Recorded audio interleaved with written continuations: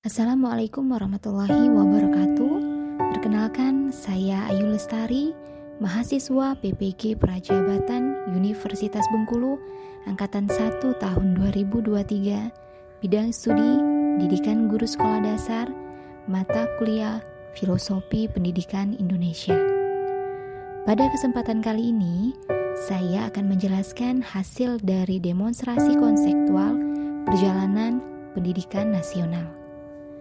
Perjalanan pendidikan di Indonesia dimulai dari pendidikan sebelum Indonesia merdeka hingga sampai saat ini kita sudah merasakan kemerdekaan. Membahas mengenai pendidikan di Indonesia tentu mengacu pada Merdeka Belajar. Merdeka Belajar merupakan program kebijakan Kementerian Pendidikan Republik Indonesia yang dirancang oleh Bapak Nadiem Anwar Makarim. Merdeka Belajar merupakan langkah untuk mentransformasikan pendidikan demi mewujudkan sumber daya manusia yang unggul. Tujuan pendidikan Indonesia yaitu mencerdaskan kehidupan bangsa dan mengembangkan manusia Indonesia seutuhnya serta memiliki karakter yang baik. Selanjutnya, profil pelajar Pancasila, yaitu sejumlah karakter dan kompetensi yang diharapkan dapat diraih oleh peserta didik yang didasarkan pada nilai-nilai luhur Pancasila.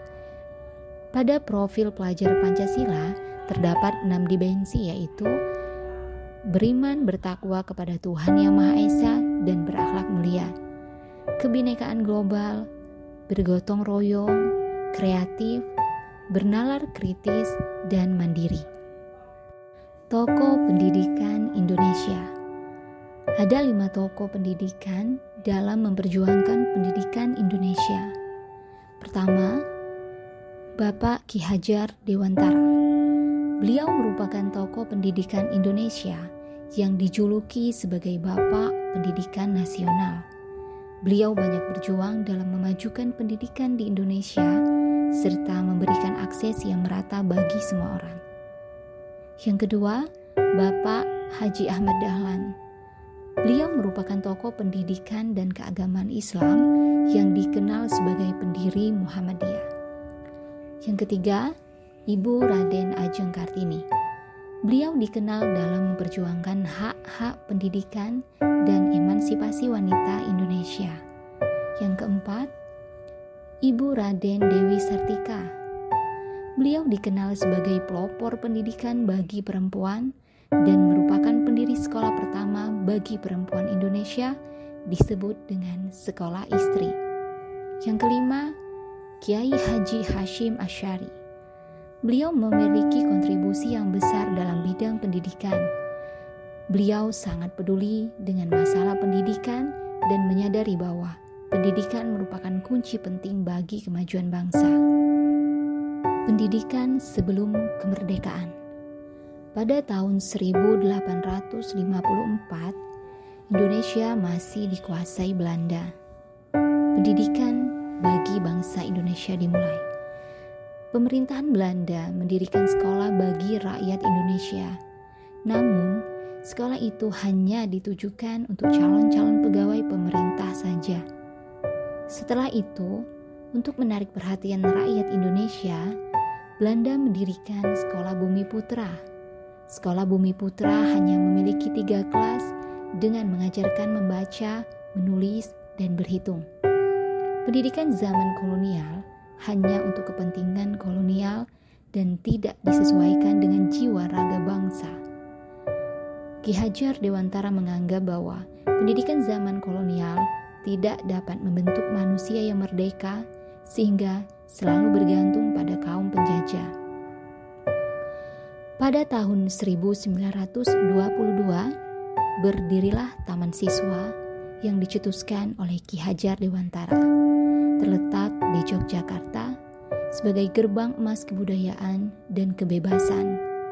Beliau menjadikan pendidikan bukan hanya menjadikan manusia menguasai sesuatu, tetapi manusia yang berkebudayaan dan berkepribadian Indonesia.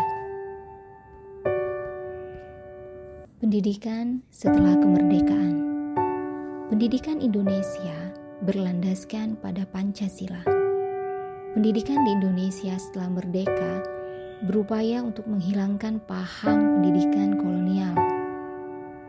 Pembelajaran di sekolah dilakukan dengan menambah berbagai budaya bangsa Indonesia. Abad ke-21. Pendidikan pada abad ke-21 berfokus pada sikap kemampuan berpikir kritis, pemecahan masalah, kecakapan komunikasi, kreatif dan inovasi, serta kolaborasi. Indonesia masih melakukan pengembangan kurikulum dari masa ke masa demi mencapai tujuan pendidikan nasional. Seorang pendidik diharapkan mampu mendidik peserta didik dengan memegang semboyan dari Ki Hajar Dewantara, yaitu Ing Ngarso Sung Tulodo, Ing Madya Mangunkarso, Tut Wuri Handayani. Lalu, bagaimana solusinya? Solusinya yaitu kurikulum yang memerdekakan peserta didik. Siswa berkembang sesuai minat dan bakatnya, guru sebagai fasilitator, serta pembelajaran berpusat pada peserta didik. Temukan apa yang kita kritisi dari permasalahan yang ada pada saat ini dan bagaimana kita menemukan solusinya. Bagaimana cara kita untuk menghayati tujuan pendidikan Indonesia. Merdeka belajar bagi seluruh peserta didik, selalu memahami adanya perbedaan, melakukan perubahan yang baik, percaya diri, dan hargai setiap prosesnya. Terima kasih. Wassalamualaikum warahmatullahi wabarakatuh.